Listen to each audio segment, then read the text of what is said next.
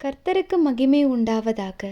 இன்றைய வேத வசனம் சங்கீதம் 15 1-5 கர்த்தாவே, யார் உம்முடைய கூடாரத்தில் தங்குவான்? யார் உம்முடைய பரிசுத்த பர்வதத்தில் வாசம் பண்ணுவான்? உத்தமனாய் நடந்து நீதியை நடப்பித்து மனதார சத்தியத்தை பேசுகிறவன்தானே. அவன் தன் நாவினால் புறங்கூறாமலும் தன் தோழனுக்கு தீங்கு செய்யாமலும் தன் அயலான் மேல் சொல்லப்படும் நிந்தையான பேச்சை எடுக்காமலும் இருக்கிறான். ஆகாதவன் அவன் பார்வைக்கு அற்பமானவன். கர்த்தருக்கு பயந்தவர்களையோ கனம் பண்ணுகிறான்.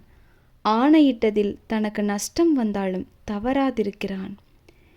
தன் பணத்தை வட்டிக்கு கொடாமலும் குற்றமில்லாதவனுக்கு விரோதமாய் லஞ்சம் வாங்காமலும் இருக்கிறான்.